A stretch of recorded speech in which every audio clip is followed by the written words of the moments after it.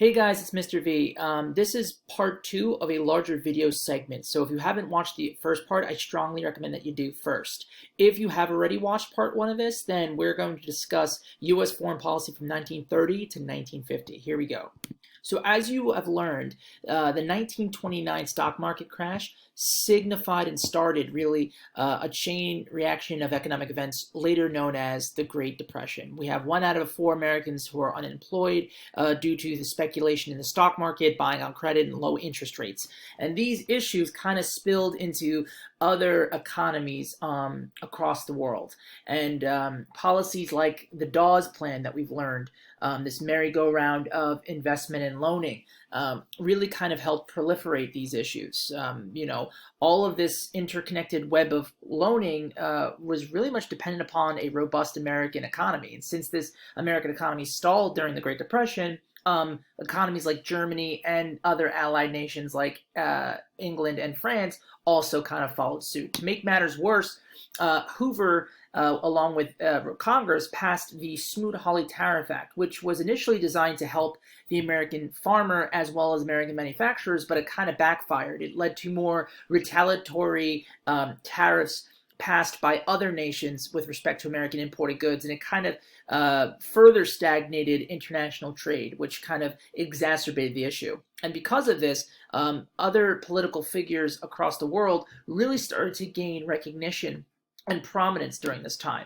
One example is famously known as Hitler. He became chancellor in 1933. A few years before that, he was arrested for his failed coup d'etat in Bavaria, known as the Beer-Hall-Putsch. But because of the very real economic turmoil that working class Germans had, he took advantage of their frustrations from the economy and the stipulations or provisions of the Treaty of Versailles, and was able to kind of become very political popular, kind of championing the cause of German glory through fascism.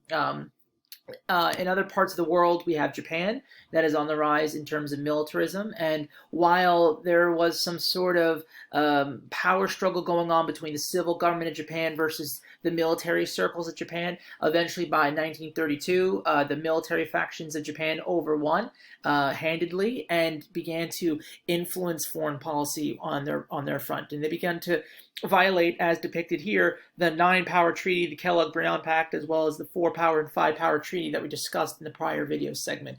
The most alarming aspect of this was probably their invasion of Manchuria in 1931, and after their invasion, they basically set up a pro-Japanese Chinese puppet government, in which was under the guise of Chinese autonomy, but really was serving Japanese interests. And because of the acquisition of Manchuria, there were significant amount of resources that were extracted by the Japanese to kind of fuel their industrial and war machines. The same thing happened with Germany later in the 1930s when they started to annex parts of Austria as well as parts of Czechoslovakia known as the Sudetenland.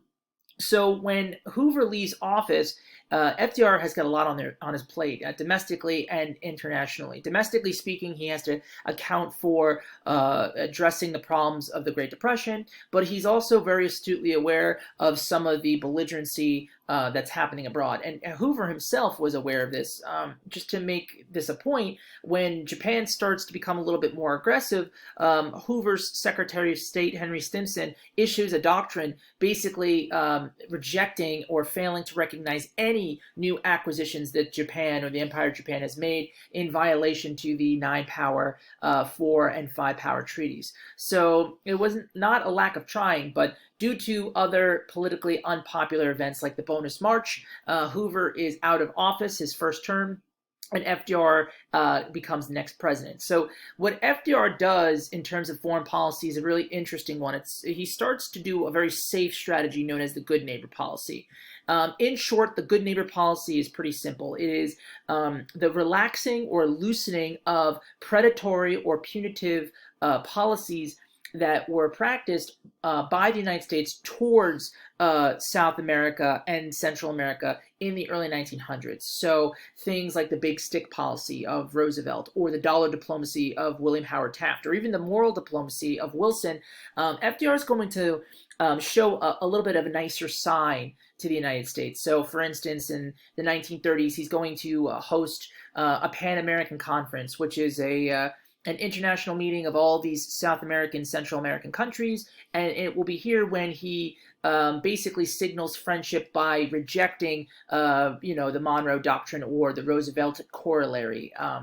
He's going to withdraw Marines out of Haiti and Nicaragua. These were long-standing military practices by Taft to advance or protect business interests abroad, but by withdrawing it, it signals to these nations that they have self-determination. They're able to kind of rule for themselves.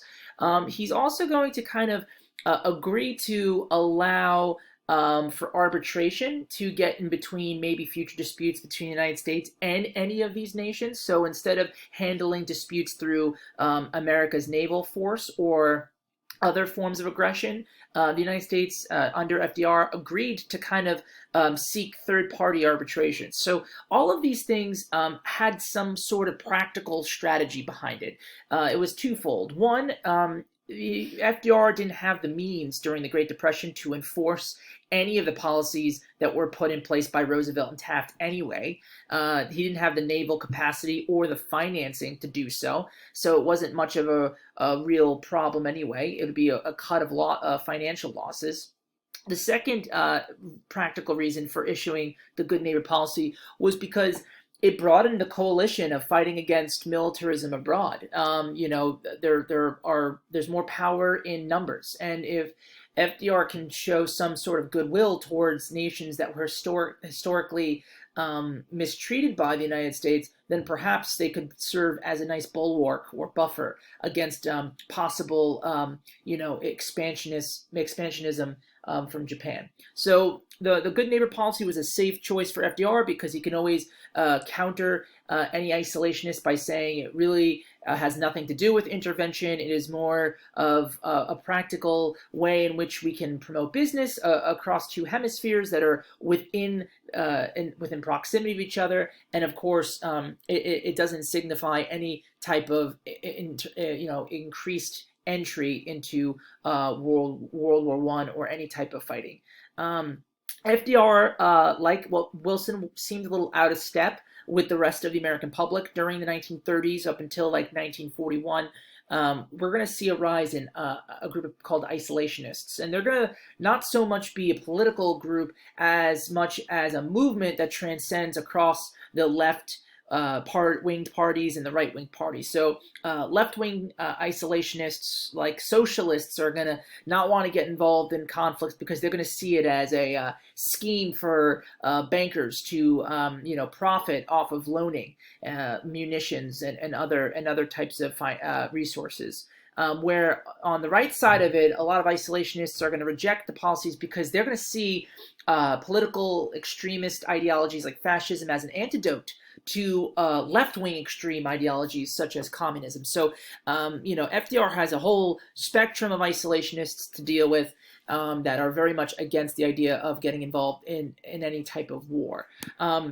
Of course, this is not for lack of trying. FDR sees the threat, particularly growing in Germany after the Munich Conference in 1938. Hitler becomes more emboldened to kind of have more territorial acquisitions along with Mussolini's Italy, and of course Japan grabbing and violating the Nine-Power Treaty by taking up territories in Manchuria and other parts of the Pacific realm. So what he does is he secretly meets with Winston Churchill in Newfoundland on August 14th, 1941. And in this very secret meeting, he kind of like outlines post-war policies or goals that he and England are going to have to enact or initiate after defeating Hitler. It's a little bit presumptuous because at this time, America is not in war at all. It's not in war with Europe or Hitler, or it's not in war with Japan.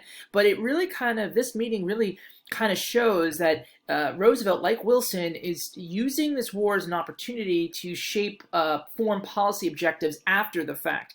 And he sees England as a natural ally to help support that cause. Now, even though they're going to be allies, they actually have opposing viewpoints. You see, On the right, Winston Churchill, ever the imperialist, kind of wants to, of course, defeat Hitler and the Nazi regime and that immediate threat, but wants to kind of maintain and hold his colonies. He's not interested in giving up colonies such as India or areas like Egypt or Palestine, places where there's a lot of great access to resources, where FDR wants to kind of promote more of a Wilsonian policy of self-determination. He kind of wanted to see a world where there would be more international cooperation, a place where nation states or territories could kind of choose their own destinies and kind of get rid of the old way of thinking, which is more of like a 19th century colonial way of thinking. And despite some